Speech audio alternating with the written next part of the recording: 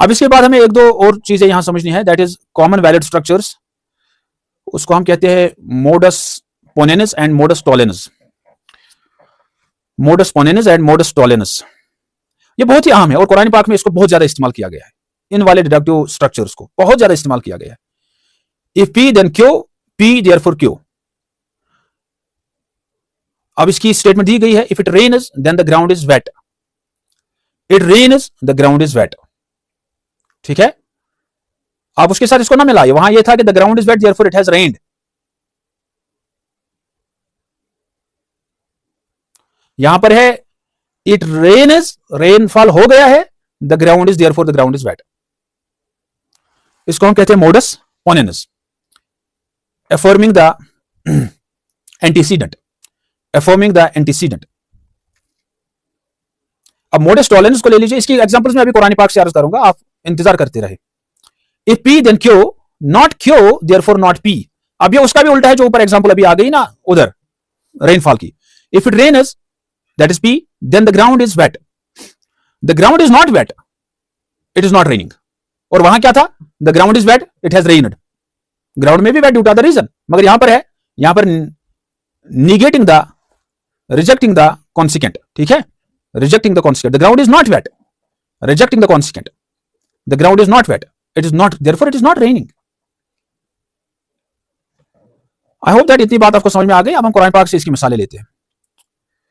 कुरान पाक से कुछ मिसालें मैं अर्ज करूंगा, यहां पर मैंने उन मिसालों को लाया है।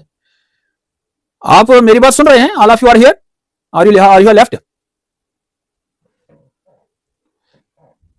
जी सर, हम जिंदा हैं अभी। अच्छा, मुबारक है। आपको मेरा स्क्रीन नजर आ रहा है? चलिए, मोडस पोनेनस की कुरान में example. If P then Q, P Q therefore Q. Obedience, if obedience then guidance.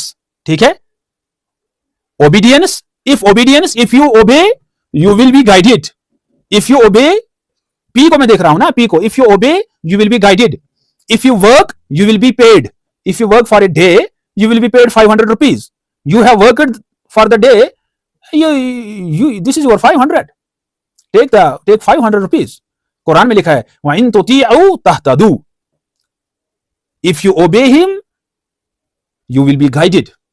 You have obeyed, you are guided. ठीक है, if you obey Allah and his messenger, that is P, then you will be guided. You obey Allah and his messenger, therefore you are guided. आप मुहतदून हैं, आप हिदायत याफ्ता हैं, आप हादी हैं। एक चीज। दूसरी एग्जांपल, ग्रेटिट्यूड एंड इंक्रीज। अगर आप शुक्र करेंगे तो अल्लाह बढ़ाएगा। If you are grateful, that is if P then Q, then I will increase you. You are grateful, आप शुक्रगुजार हैं, देयरफॉर आई इंक्रीज यू। ला इन शकरतुम, अगर आप शुक्र करेंगे, लाजीदन्नकुम, तो जरूर जरूर मैं आपका रिज्क बढ़ाऊंगा। यानी आपको मैं, लाजीदन्नकुम, आपको बढ़ाऊंगा, जरूर कोई मफूल यहां पर और भी है। खैर, उधर हमें नहीं जाना है इस वक्त। यह और एक एग्जांपल है, इसको छोड़ दीजिए। यह और एक एग्जांपल है, यह आपके लिए थोड़ी सी मुश्किल है। इधर चलिए, मोडस टॉलेरेंस की तरफ। अभी तो मोडस पोनेनस की एग्जांपल हो गई, अब मोडस टॉलेरेंस की तरफ। Divine origin, no contradiction. If the Quran were from other than Allah, if P then Q, not P. यही स्ट्रक्चर है ना। स्ट्रक्चर हमारा क्या है? If P then Q, not P. पहला स्ट्रक्चर क्या था? If P then Q therefore P. नहीं, P therefore Q. If P then Q, P therefore Q. यहां पर क्या है? If P then Q, not P. If the Quran were from other than Allah, that is if P, then it would contain contradictions, then Q. It does not contain contradictions, that means not Q, therefore it is not from other than Allah. बात समझ में आ गई? Love कान मिन इंद गैरिल्लाह लवजदू फीही इख्तिलाफन कसीरा। Love कान मिन इंद गैरिल्लाह, यह है P। लवजदू फीही इख्तिलाफन कसीरा, यह है Q। लवजदू फीही इख्तिलाफन कसीरा, यह है Q। नॉट Q, इसमें कोई इख्तिलाफ नहीं है। ठीक है,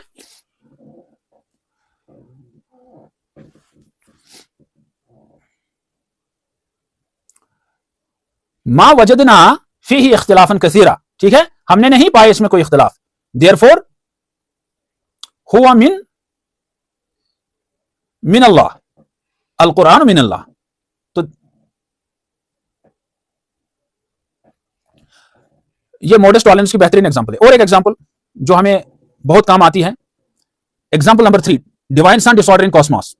यानी अगर खुदा एक से ज्यादा होते तो फिर डिसऑर्डर होता। अब देख लीजिए इसको, if there were multiple gods, if P the heavens and earth would be corrupted, would not have come into being, the heavens and earth would not have come into being. क्यों? If P then Q, not P, the heavens and earth, ठीक है,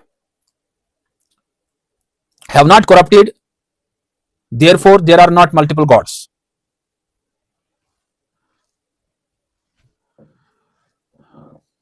बात समझ में आ गई? लवकान फीहिमा आलिहतुन, अगर जमीन और आसमान में एक से ज्यादा अल्लाह के बगैर खुदा होते, लफसदता, तो वो दरहम बरहम हो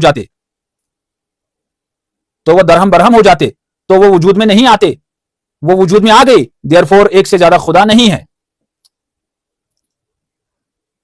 बात समझ में आ गई? और बहुत सारी एग्जांपल्स हैं, इतनी एग्जांपल्स मेरे ख्याल से काफी हैं, एंड आई होप दैट बात समझ में आई होगी।